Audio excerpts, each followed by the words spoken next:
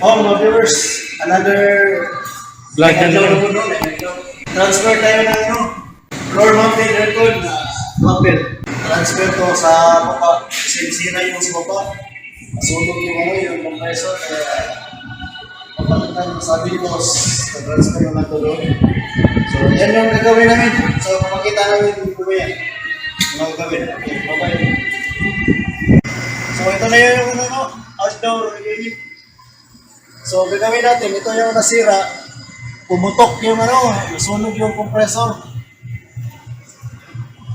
Sabi ni boss, ilipat na lang daw.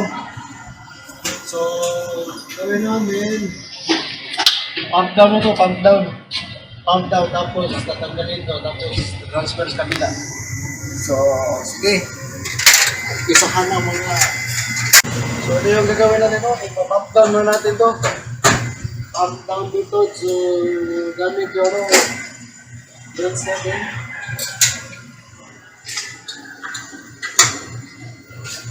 Ibig sabihin ng pump down,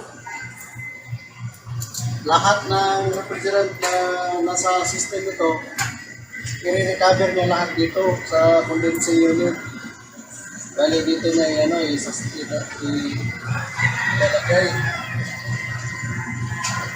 Picture, recovery siya. Recover at condenser units. And then, para magawa yun, so ito, nakita niyo ba ito? I-close mo na itong yung discharge valve niya. Ito yung discharge valve. Pag na-close na to, tapos na kumaandar na yung unit, no? Kasi pag down nito, dapat nakaandar na yung unit. Pag close mo ng discharge valve, so lahat ng refrigerant na nasa system nito, babakyumin niya sa suction, hihigupin niya. Ilalagay dito lahat. Tapos pag na siya, yung pressure niya, pag nasa pag nasa zero na or mga 5 PSI, pwede mo na siyang i-off yung unit. Tapos i-close mo na itong suction valve niya, drainage valve para ma-stop na yung lahat ng refrigerant dito. Ngayon lang. Napakabilis. Oh, yan kasama ko, umakyat na si Spider Dog. So ito na yun, nasa posisyon na kami. So nakita nyo, nasa nasa 65 PSI. So gawin natin, i-close natin to yung yung discharge valve.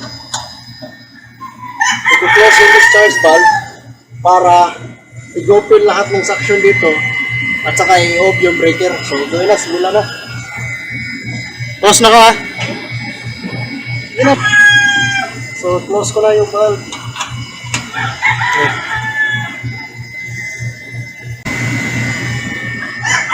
Okay, nagsisimula na, no? Nag-pump down, ha?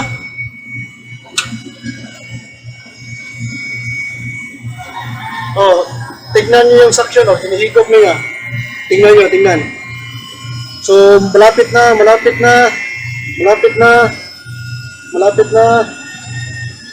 Okay, off! So, ayun. Ganyan lang mag-pump down. So, ayun. Tapos na. Naging zero na. So, lahat ng refrigerant nasa loob na dito. So, yan lang. Okay ba? Ayos ba? May natutunan ba ang aking mga TESDA students? Para sa mga TESDA student na ito, ha, bawal sa mga professional. Oo, na-transfer na yung isang unit dito kasi yung kami sila. So ngayon, kasi muna kami para malinis yung work ng system. Yan yung gagawin namin ngayon. Kasi muna.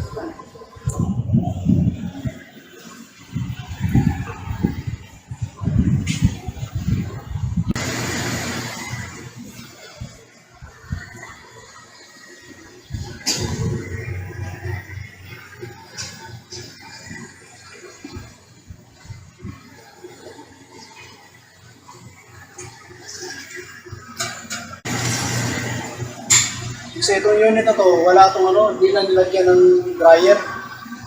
Then gawin namin, lagyan ng to ng ano, ng dryer dito, no? Para hindi masyadong ano yung madumi. So, ito na. I-clear ko muna dito.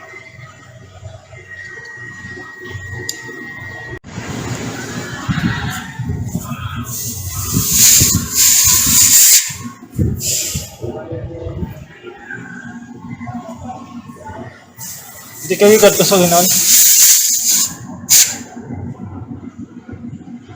Ako, paganto kayo.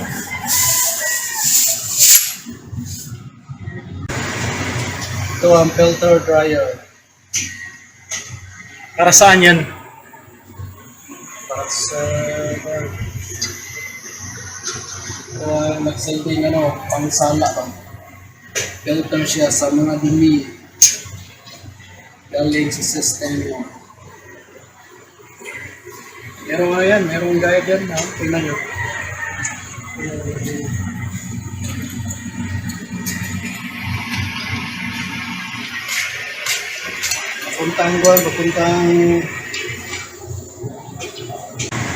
Papuntang Cebu. Vacuum na kami, no? Matapos na. Kuhay pa na nila eh. Vacuum time. Okay na.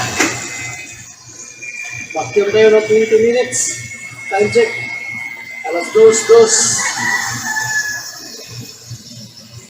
Parang tayo nagpapakulo ng tubig nito. Yung kaserola. Tingnan nyo. Ano? Okay. Iwanan muna natin. Okay na. Okay na.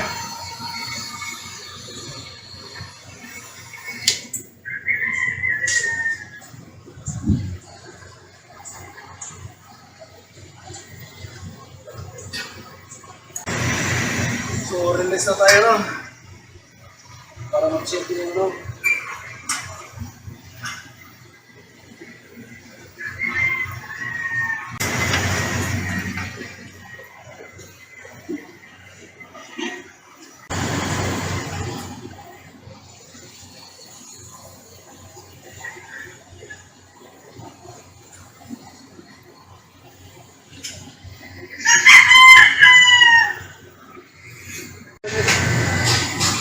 Mabagal lang ano na restaurant sila kasi ulan lang yung restaurant.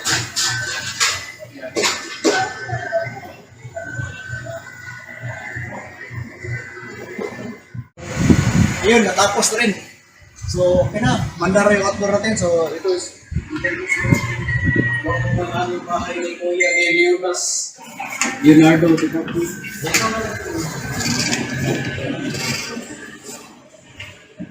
Nagpahinga na mas gano'n mo? Yeah, Richard.